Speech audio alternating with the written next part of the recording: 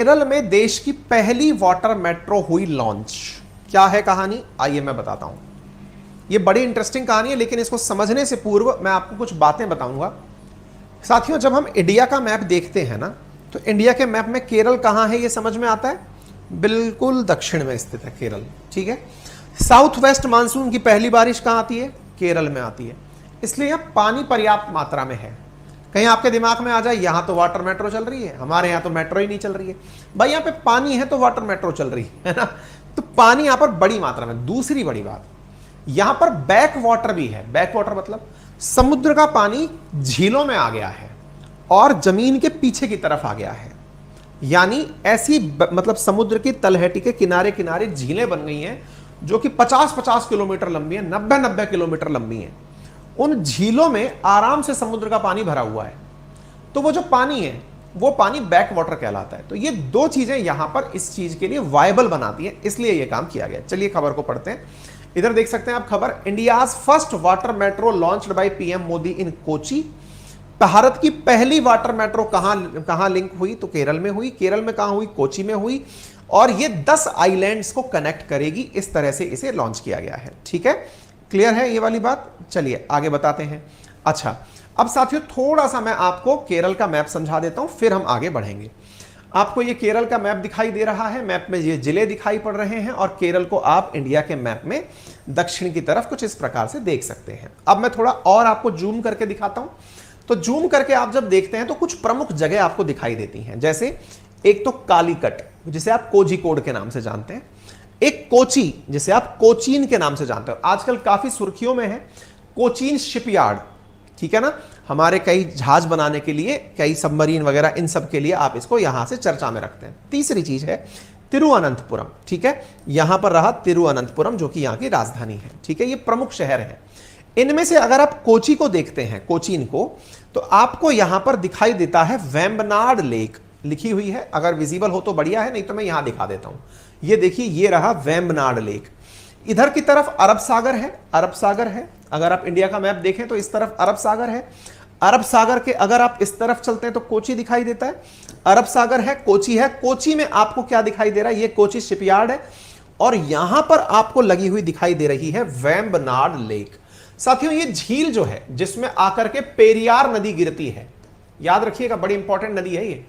हाँ जी, इस झील को 96 किलोमीटर लंबी झील है ये। 96 किलोमीटर लंबी झील है वेम्बनाड लेक। समुद्र से बिल्कुल कनेक्टेड है। समुद्र से कनेक्टेड है, समुद्र का पानी भी इसमें कई बार जा चुका है, इसलिए इसे बैक वाटर लेक कहा जाता है, बैक वाटर। और इसे लगून भी कहा जाता है, बैक वाटर लेक कहा जाता है, ठीक है। अच्छा, अब यहां पर अगर आप ध्यान से देखें तो यहां पर ये जो 1 2 3 4 5 6 करके लिखे हुए हैं, ये असल में एक प्रकार से समझिए वो क्षेत्र हैं जो इस लेक पर स्थित हैं। मतलब इस लेक पर स्थापित जो जगह हैं वो आपको यहां पर दिखाई पड़ रही हैं, ठीक है। आप इधर की तरफ देख लीजिए, ये कोची बैक वाटर लिख रहा है। और यहां पर इन्हीं के बीच में, यदि कभी केरल घूमने जाओगे, आप में से अधिकांश लोग अभी पढ़ाई के टाइम तो नहीं जाते, लेकिन शादी के टाइम में बहुत सारे लोग हनीमून मनाने इधर की तरफ ही घूमने जाते हैं। मैं ये नहीं कहता सभी जाते हैं, कुछ लोग गोवा जाएंगे, कोई कश्मीर जाएगा, कई वैष्णो देवी साइड निकल जाएंगे। उनमें से कई लोग सेकंड थर्ड राउंड में केरला जाते हैं। मैं नहीं जा पाया। यहां पर जो है इस तरह से वाटर बोट बैठी हुई है। वाटर बोट बैठी हुई है मतलब क्या है, पानी बड़ा स्थिर प्रकार का है यहां पे। इस स्थिर पानी में इस प्रकार की नावें जो हैं वो खड़ी कर रखी हैं, जैसे कश्मीर की डल लेक में खड़ी कर रखी हैं। यानी ये जो पानी है ना, ये पूरी तरह से लोगों के लिए यूजफुल है। यानी एक प्रकार से नौवहन के लिए पर्याप्त पानी है। यहां पर आप आसानी से पानी के अंदर जहाज चला सकते हैं, ठीक है। जगह के अंदर की तरफ जहाज चला सकते हैं। इसी को ध्यान में रखते हुए यहां पर वाटर मेट्रो शुरू की गई है, ठीक है। तो 10 द्वीप आइलैंड को जोड़ने वाली वाटर मेट्रो का उद्घाटन मोदी जी के द्वारा किया गया है, जो कि यहां पर शहर के अंदर कनेक्टिविटी प्रदान करेगी।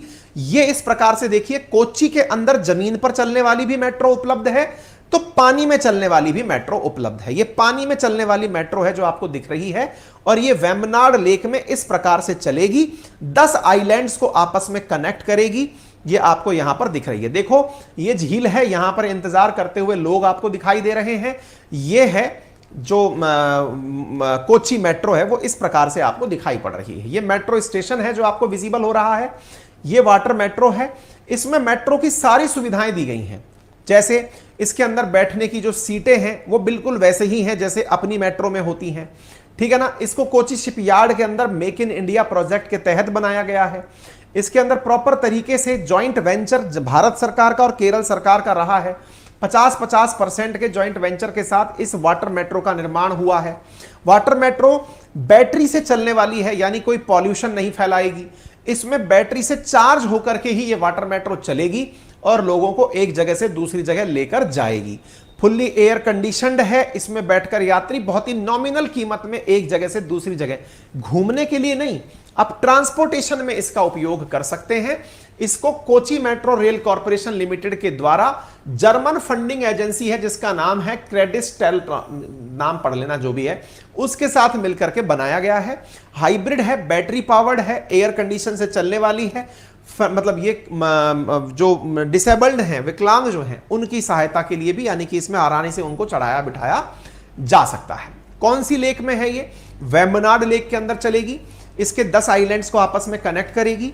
वेम्बनाड लेक जो है उसमें कई सारी नदियां आकर के गिरती हैं, उनमें से पेरियार प्रमुख है। मुवातुपुझा दूसरी प्रमुख नदी है। आप पेरियार याद रख लेंगे तो भी पर्याप्त है, ठीक है ना। वेम्बनाड झील को केरल में कोट्टयम जिले के अंदर ये स्थित है। यहां पर जो कोची है वो भी एर्नाकुलम में है। केरल की सबसे बड़ी और देश की सबसे लंबी झील है। ओणम के समय पर वेम्बनाड के अंदर एक नौका प्रतियोगिता होती है जिसे स्नेक बोट भी कहा जाता है, और यह स्नेक बोट प्रतियोगिता नेहरू ट्रॉफी के नाम से जानी जाती है, ठीक है ना। इस झील में वेम्बनाड कोल, वेम्बनाड कयाल, पुनमादा, कोच्चि झील आदि नामों से भी जाना जाता है क्योंकि यह बहुत लंबी चौड़ी नदी झील है। इस झील के अंदर ही यह काम चल रहा है। उम्मीद है आप लोगों को यह बात समझ में आ गई हो। परियोजना 1136 करोड़ रुपए में बनकर तैयार हुई है। सुबह 7 से लेकर रात 8 बजे तक इसका चालू रहेगा कार्यक्रम। 26 अप्रैल से इसका संचालन शुरू हुआ है। कुल 78 इलेक्ट्रिक बोट्स बनाकर तैयार किए जाने का प्रोग्राम इसमें रखा गया है, ठीक है। किराए से आपको लेना देना क्या, लेकिन फिर भी आपके कन्वीनियंस के लिए 20 रुपए में आप आराम से आ जा सकते हैं। क्लियर है? चलिए, कई बार यह सवाल पूछा गया, जैसे पेरियार के बारे में एमपी पुलिस के अंदर पूछा गया कि यह नदी कहां बहती है। That's all for today. अगर आपको यह सेशन पसंद आया हो, चैनल पर आप नए हो तो चैनल को सब्सक्राइब कर लें।